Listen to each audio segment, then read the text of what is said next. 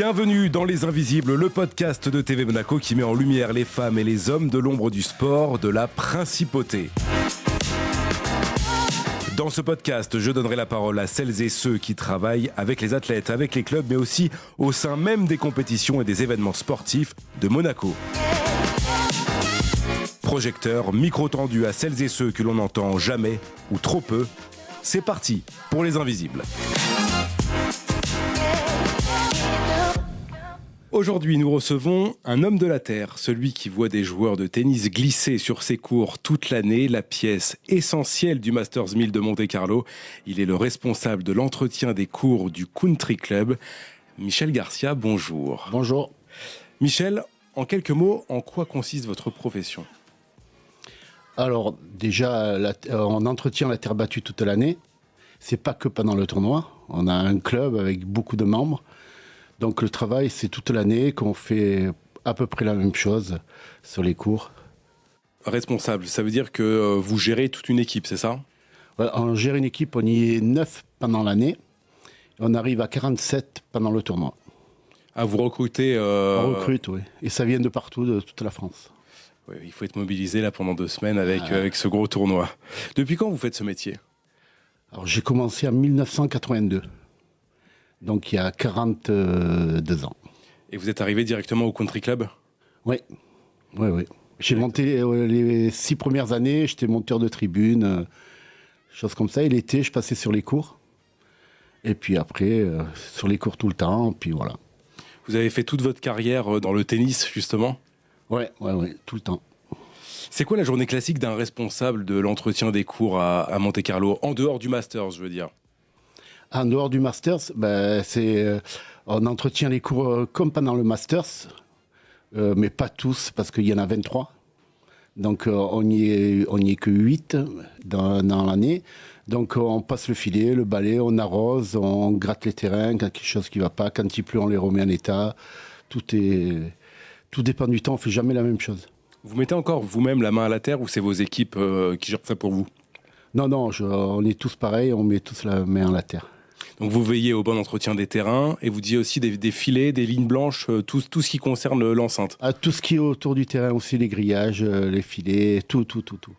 Les filets, vous les contrôlez tous les jours ? Non, on ne les contrôle pas tous les jours. Pendant le tournoi, oui, bien sûr. Mais dans l'année, non, mais ça ne bouge pas. Et alors comment ça se passe le filet ? Il y a une tension précise à avoir ? Comment ça s'entretient ? Non, il n'y a pas de tension précise. Nous, on le fait à la main, on tape sur le filet, on voit la tension et de là, ça passe. On vérifie qu'il n'y a aucun trou, évidemment, voilà, aussi. J'ai cru comprendre que même les lignes blanches sont différentes d'un tournoi à un autre. Je vous ai entendu parler de ça. Comment elles sont faites ici à Monte-Carlo, ces lignes ? Alors, les lignes, c'est des lignes cloutées. Par exemple, à Roland-Garros, c'est des lignes qui sont peintes sur la terre avec de l'huile de lin. Nous, on ne peut pas le faire parce que ça joue toute l'année, justement. Alors que Roland-Garros, c'est un tournoi où ça joue qu'un jour et après, il n'y a plus personne. Donc, les lignes tiennent 3-4 mois, pas plus. Et nous, il faut qu'elles durent 12 mois. Donc, vous les cloutez, c'est ça ? On les cloue, c'est quoi, comment ça fonctionne ? C'est toute une technique. On a des bandes de lignes de 50 mètres qu'on met un fil, bien sûr, à la mesure exacte, au millimètre près. On tend des fils, on la met au fil et puis on cloue petit à petit. Il y a des milliers de clous. Je crois qu'il y a 7 kilos de clous par cours. Donc voilà, sur 23 cours, vous allez qu'à voir. Donc la ligne est bien enfoncée dans la terre et elle ne peut pas gêner les joueurs. Non, après sur la ligne, on passe un rouleau de 600 kilos qui enfonce la ligne sur le cours. Elle est vraiment à ras le cours. Et après, elle ne bouge plus. Elle ne bouge plus de l'année. Michel, vous êtes une véritable référence dans votre métier parce que vous parliez de Roland-Garros tout à l'heure. Vous y travaillez aussi justement sur ce tournoi. Oui, ça fait 28 ans que je travaille aussi à Roland-Garros. C'est une logistique différente ? Oui, là-bas c'est énorme. Oui. On y est 10 parcours pendant le tournoi. Donc oui, c'est une logistique énorme. Qu'est-ce qui change par rapport à Monte-Carlo ? L'entretien, tout ce qui est entretien du cours, tout ça, c'est exactement la même chose, heureusement. Et sinon, là-bas, ils jouent sur 23 cours. Nous, on joue sur 7-8 cours. Comment on entretient 23 cours ? Justement, pour faire 23 cours de la même manière, en même temps et tout, il faut beaucoup de personnel. Comme je vous ai dit, il y en a 10 personnes par cours là-bas. Donc on fait tous la même chose, mais on se parle, on tourne. Voilà, et on fait. Ouais. De toute façon, le temps, c'est quand il pleut sur les 23 cours. Quand il y a du vent, et sur les 23 cours. Donc on fait toujours la même chose, les 23 en même temps. C'est un peu plus intense. C'est plus intense. Ouais. Quel tournoi vous préférez entre les deux, entre Monte-Carlo et Roland-Garros? Monte-Carlo, oh là, il y en a qu'un. Évidemment, à la maison. Ben oui. Parlons un peu de la terre battue. Concrètement, qu'est-ce que c'est? Alors, la terre battue, il y a des carrières. Nous, on a 2 sortes de terrains au country club. Pour le tournoi, tous nos cours sont en cran. C'est une carrière qui vient des Yvelines, de Paris. C'est du cran, c'est une espèce de terre avec un mélange qu'on ne sait pas trop encore. Et après, on a du Sottomanto qui vient d'Italie. Ça, c'est les cours où il n'y a pas le tournoi. Et c'est pareil, c'est une autre carrière en Italie qui nous fournit ça. Alors, contrairement à ce qu'on pourrait croire, justement, la terre battue, c'est pas ce qu'on voit à l'œil nu, c'est pas ce qui est marron, rouge. Ah non, ce qu'on voit à la télé, ce que tout le monde voit, c'est le rouge qu'on met. Dessus, c'est 1 mm, 2 mm maximum de terre rouge, ce qui fait glisser les joueurs et tout. Mais la terre battue, le cran est blanc, donc en dessous, c'est tout blanc. On voit que le rouge, quoi. La terre battue, personne ne la voit. Et d'ailleurs, quand on voit les joueurs glisser, quand ils laissent une trace, on voit que c'est plus clair en dessous. Et voilà, c'est là qu'on voit la terre battue, en fait. Exactement. Quelle est la quantité de terre battue pour faire ne serait-ce qu'un seul cours? 100 mètres cubes, oula, il y a 120 mètres cubes, je pense. Parcours. Ouais, ça fait beaucoup de terre. Oui, c'est 11 cm de terre battue sur des centaines de mètres carrés. Donc il faut calculer, mais c'est à peu près ça, ouais. Il n'y a que de la terre battue ou il y a d'autres choses qui composent ces terrains en dessous? Ah non, il y a un gros drainage. Nous, quand on refait des courses, on part à 1 mètre, entre 1 mètre. Il y a des gros cailloux, des 15-40. C'est ce qu'il y a sur les chemins de fer, là, sur les rails. C'est des gros cailloux. Après, on met de la pozzolane ou du granulato. Après, on met la terre battue et après le rouge. À quoi ça sert toutes ces couches différentes? Quand il pleut, ça draine et on joue plus rapidement. Du coup, si je comprends bien, il n'y a pas de terre battue qui sont pareilles à Paris, à Rome, à Madrid. Tout dépend de là où vous fournissez, c'est ça? Nous, on se fournit comme Roland-Garros. Il n'y en a pas beaucoup qui fournissent. Hein. Il n'y en a pas beaucoup en France. Et en Italie, pareil, il n'y en a pas beaucoup. Je sais que le tournoi de Rome se fournit là où on se fournit. Donc voilà. Mais en Sottomanto, c'est pas la même chose. Comment ça s'entretient une terre battue à l'année? Ah ben, tous les jours, il faut y être dessus. Tous les jours. Et à chaque fois qu'on part, toutes les heures, nous, il y a des membres qui jouent tous les jours, toute l'année. Donc toutes les heures, on passe le filet, le balai, on voit si le cours est bien, s'il manque quelque chose, et on le note. Et le lendemain matin, on répare ou on fait ce qu'il y a à faire sur chaque cours. D'accord. Donc sur la journée, vous ne l'entretenez pas spécialement, vous notez tout ce qui s'y passe. Oui, mais nous, sur un cours, on passe 5-6 fois à passer le filet. Le balai, c'est là qu'on voit s'il y a des défauts, s'il y a des choses qui ne vont pas. Il y a l'arrosage, surtout l'arrosage. C'est ce que j'allais dire, il y a quelque chose qui est très important pour cette terre battue, c'est l'arrosage. Ah ouais, c'est primordial. Combien de fois vous arrosez? C'est quoi le secret d'une bonne terre battue? Il faut toujours qu'il soit humide, il ne faut pas qu'il sèche. Toujours humide. Nous, pendant le tournoi, personne ne le voit, mais quand tout le monde est parti, on trempe les cours au maximum. Il faut laisser 3/4 d'heure que l'eau descende, et après on bâche. Mais si on ne fait pas ça, le lendemain, à midi, le cours est sec, il n'est pas bon, quoi. Ça glisse, c'est pas bien. Ça se fait essentiellement le soir, l'arrosage? Ouais, le soir. Il faut toujours, on trempe le soir. Est-ce qu'une terre peut être mal battue? Mal battue? Ou est-ce qu'il y a de la mauvaise terre battue? Oui. C'est pas facile. Les petits clubs, nous, les cours, chaque année, on les herse. Tous les cours, les 23 cours, on les herse. Les 21, parce qu'il y en a 2 en dur. Et un petit club ne peut pas faire ça. Il faut des machines, il faut savoir le faire, ça coûte cher. Donc, il y a des clubs où pendant 5-6 ans, les cours sont comme ça, quoi. Alors que nous, chaque année, ils sont neufs. Pour le début du tournoi, tous les cours sont neufs. Cette petite pellicule, on en parlait, qui est dessus, ouais. Donc c'est très particulier, c'est de la brique. La brique pilée, ouais. Qui est pilée et qui est disposée par-dessus. Comment ça? Est-ce que ça s'entretient? Est-ce que vous la changez tous les jours? Quelle est la particularité? Oui, on en enlève, on en met pratiquement tous les jours. Puis quand il y a du vent, surtout. Quand il y a du vent, c'est tout serrement et orange, quoi. Donc le lendemain, après une grosse journée de vent, on arrive à mettre 3 tonnes de rouge sur tous les cours. Il y a une épaisseur à respecter? Oui, oui, bien sûr. Nous, on respecte nous, maintenant, on a l'habitude, c'est à l'appel, tout se fait à l'œil de toute manière. Hein. Il n'y a pas de machine qui nous contrôle ni rien. On met tout à l'appel et ça marche bien. Cette brique, elle est produite dans le coin? Celle-là, on la prend à Cuneo, en Italie. Est-ce que la terre battue, elle a évolué depuis que vous avez commencé ce métier? Ouais, mais sur tous les joueurs qui ont évolué. Moi, j'ai commencé, il y avait Borg, il y avait Panatta, il y avait des joueurs qui dansaient sur le cours. Maintenant, c'est des bulldozers. Hein. Donc, ouais, les cours, il y a intérêt, ouais. Du coup, ce changement du fait des joueurs, ça a un impact sur votre métier aussi? Ben ouais. Nous, on a été obligés à l'époque, je vais vous parler un peu. On mettait la terre battue, c'était du granitique. C'était une terre qui venait de Cannes, mais elle était très bien quand il y avait les joueurs, mais on s'est rendu compte vite qu'il fallait changer la terre parce que ça allait plus avec le niveau des joueurs de maintenant, quoi. Et on a mis le cran. Qu'est-ce qui change du coup maintenant pour les joueurs actuels? Ben, le problème, c'est qu'eux, ils arrivent, ça fait 8 mois qu'ils jouent sur dur. Ils arrivent à Monaco, tac, il y a un changement direct sur terre. Donc nous, on essaye de faire les cours très rapides, et ils aiment ça. Donc on fait les cours très rapides, et le cran est une terre qui fait les cours très rapides.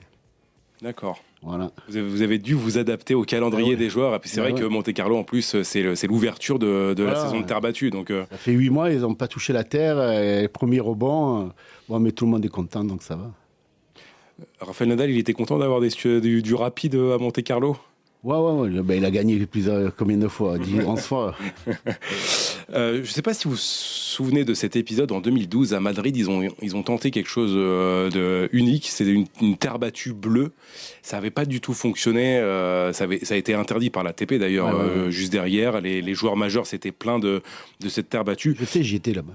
Vous y étiez justement. Qu'est-ce qui explique que ce changement de couleur ait changé les caractéristiques du cours? Parce qu'il disait que les rebonds étaient différents, c'était beaucoup plus rapide.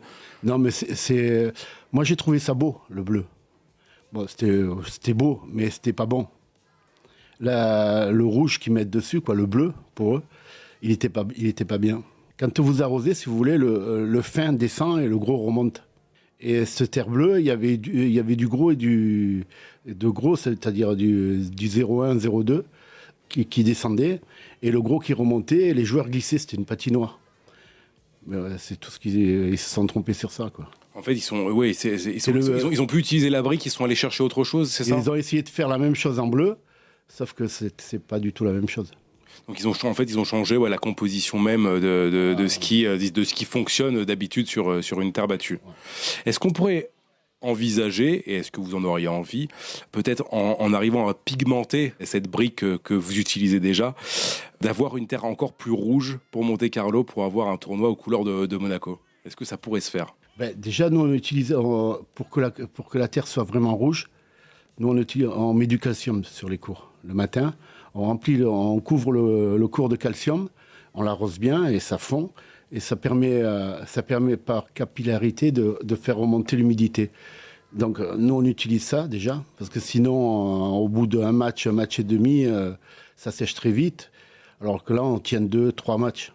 Et après, dans la soirée, l'humidité retombe et les cours reviennent rouges. Avant de passer à la suite, on va faire un petit jeu ensemble.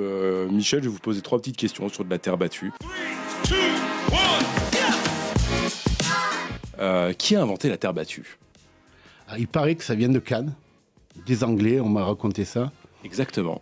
Voilà. Exactement, Michel. C'est deux Anglais qui s'appellent Ernest et William Renshaw, qui étaient d'anciens joueurs de tennis. L'un des deux a gagné 7 fois Wimbledon dans les années 1880.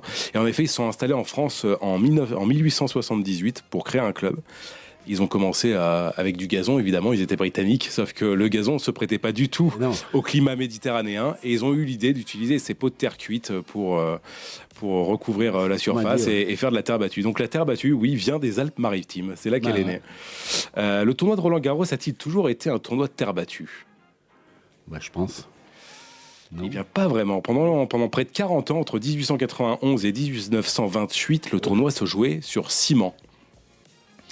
Alors pourquoi sur ciment, je ne sais pas. Mais ce n'est qu'à partir de 1928 que Roland Garros est devenu ce qu'on connaît aujourd'hui, et le tournoi le plus mythique d'ailleurs de cette surface. Une petite dernière question, Michel. Étant donné qu'il y a de l'herbe, est-ce que le gazon consomme plus d'eau que la terre battue? Alors, je suis jamais allé à Wimbledon. Je sais, franchement, j'en sais rien, mais s'ils mettent autant d'eau que nous, il est bien arrosé, croyez-moi. Ça ferait du détrempé même, je pense. Puis là-bas, je pense qu'ils n'ont pas besoin d'arroser. Et non, en plus, ils ont un climat qui se prête à ça. Non, la terre battue a besoin vraiment d'être arrosée tous les jours, contrairement au gazon, pour conserver la souplesse. Voilà. Parlons un petit peu du Masters maintenant, Michel. Pendant 2 semaines, Monte-Carlo vit au rythme du tennis avec ce très mythique Masters 1000 à Monte-Carlo. Comment ça se passe en termes de logistique pour vous déjà avant le tournoi? Comment ça se prépare un tournoi comme ça pour vous? Nous, le tournoi, pour nous, il commence en février. On commence à refaire les cours. Bien sûr, on met tout en place. C'est une organisation énorme. Il y a les monteurs des tribunes, il y a nous, il y a tout le monde qui se met en place, le village qui se monte, sur des cours de tennis d'ailleurs. C'est une organisation folle. Vous préparez les terrains déjà dès le mois de février? Dès le mois de février, on commence. Ouais. Qu'est-ce que vous faites pour ces terrains?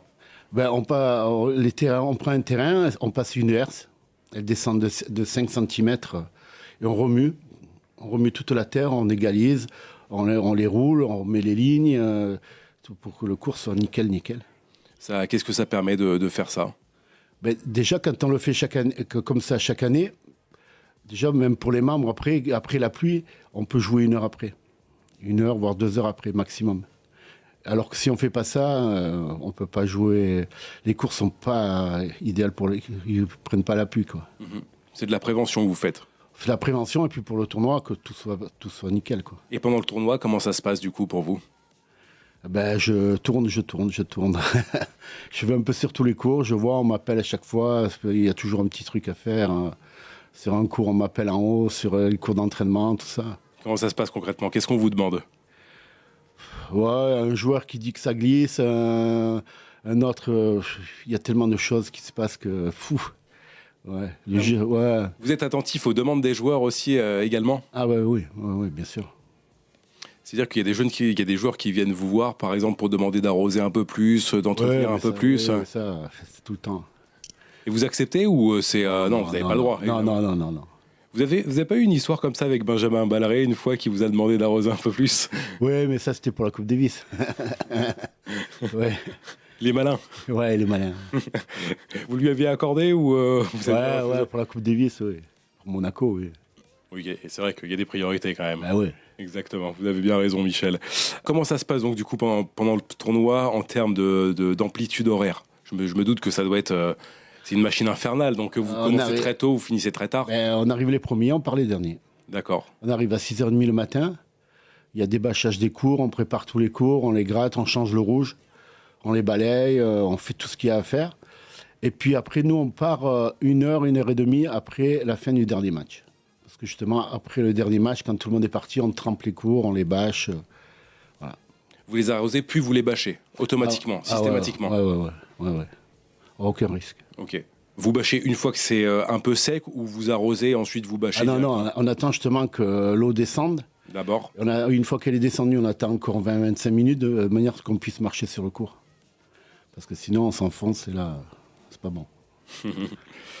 Qu'est-ce qui est difficile à gérer pendant le tournoi? Le temps. La seule chose qu'on ne peut pas gérer, c'est le temps. Quand il pleut, le vent, la pluie, c'est l'enfer. Qu'est-ce qui se passe en cas de... On en a eu en plus un petit peu cette année. Qu'est-ce qui se passe quand la pluie arrive pour vous? Quand la pluie arrive, quand il pleut d'un coup très fort, ça va, on fonce sur les cours, on bâche, il n'y a pas de souci. Mais des fois, avant de bâcher, on reste 1 heure sous la pluie à attendre qu'on regarde tous les cours, on s'appelle, on est là, et puis au dernier, on regarde l'arbitre qui nous regarde à chaque fois, et puis à un moment donné, on dit stop. Ça fait des dégâts sur le terrain si vous justement, voilà, il faut surtout arrêter avant qu'ils abîment le cours. Qu'est-ce qui vous plaît le plus dans ce Masters de Monte-Carlo? La fin. Non, je plaisante. Non, il y a tout qui est bien. Il y a tout. Ouais, tout est bien. C'est une excitation particulière de devoir gérer tous ces terrains pour les meilleurs joueurs mondiaux qui viennent se réunir. Ouais, puis surtout quand on a les félicitations des joueurs qui viennent nous voir et qui nous disent merci pour le cours, il était super, nous on est super contents. Vous avez un retour des joueurs réguliers qui viennent vous voir? Ben, les joueurs, ils viennent souvent à Monaco s'entraîner sur dur. Donc on en connaît pas mal. Il y en a beaucoup qui vivent dans le coin aussi. Voilà, ouais. Il y en a une vingtaine, je pense. Il y en a qui ont des reproches à faire sur les terrains? Alors, non, quand il y a des reproches, ils disent rien, c'est que ça va mal. Non, il n'y en a pas, franchement, non. C'est que Daniil Medvedev, par exemple, a quelques soucis avec la terre battue, il a du mal. Ouais, il a du mal, mais c'est pas à cause du cours. C'est lui. Quels sont vos meilleurs souvenirs dans ce tournoi? Oh, il y en a plein. Il y en a un que moi j'ai vu, pas tout le monde a vu. C'était le retour de Borg. C'était un jour fou. C'était vraiment un jour fou ce jour-là au tennis. Tout le monde fou. Ils ont cassé les grillages pour entrer. C'était un truc de fou. J'avais bien aimé. C'est un beau souvenir. Ouais. Michel, est-ce que vous avez joué au tennis? Est-ce que déjà vous aimez le tennis? Parce que vous entretenez les cours, mais peut-être que vous... Ouais, je joue pas souvent, je joue très mal. Franchement, très mal. Mais vous êtes un passionné de tennis? Ouais, j'aime le tennis. Ouais. Vous en regardez beaucoup? J'en regarde. Vous avez vu à de nombreuses reprises Rafael Nadal, du coup, à Monte-Carlo. C'est lui le détenteur du record. C'est le joueur qui vous a le plus impressionné? Il est impressionnant. Nous, on est au bord du court. C'est impressionnant ce qu'il dégage comme force quand il joue. Franchement, il impressionne. C'est celui qui vous a le plus impressionné durant toutes ces années? Ouais. Physiquement, c'était un monstre. C'est un monstre. Et c'est celui qui maîtrise le mieux cette surface que vous entretenez? Ouais. Il a des demandes particulières? Non, lui, non, jamais. Il s'adapte? Lui, il s'adapte, il dit jamais rien, il est poli, aucun souci. Vous étiez triste de ne pas le voir cette année à Monte-Carlo? Bah oui. Michel, à partir de l'année prochaine, il n'y aura plus de juge de ligne sur les cours. L'ATP a décidé de faire confiance à l'intelligence artificielle. Quel est votre regard sur cette décision? Qu'est-ce que vous en pensez? Ce que j'en pense, c'est dommage. C'était bien, moi, j'aimais bien les juges de ligne. Ouais, mais écoutez, tout va finir comme ça de toute manière, je pense. Ouais. Les joueurs, c'est des machines, des machines. C'est vrai que c'est une décision qui peut surprendre. Moi, le premier, c'est une décision qui m'a surpris. On sait que même l'intelligence artificielle, le hockey, on sait que c'est pas toujours parfait. Il y a des défaillances. Il peut se tromper. Et puis, ce débat sur la terre battue, ça devrait pas avoir lieu, puisque qu'est-ce qu'il y a de plus parlant qu'une trace par terre, finalement? Ben ouais. Et puis c'est ça, il y avait du spectacle, quoi. Maintenant, il n'y en aura plus. C'est dommage. C'est vrai. Comment vous voyez l'avenir maintenant, Michel? L'avenir? Oui. La retraite? C'est pour bientôt? 2-3 ans. D'ici 2-3 ans? Ouais. On vous reverra donc dès l'année prochaine, quand même, au Country Club pour le prochain Masters. Ben ouais. Vous voyez faire ça, donc du coup, 2-3 ans, pas plus, ce sera terminé. Après, vous viendrez comment? En tant que spectateur uniquement? On verra. On verra. Écoutez, merci beaucoup Michel d'avoir répondu présent pour cet épisode. Merci à toutes et à tous pour votre écoute. On se retrouve très vite avec un nouvel Invisible. Ciao.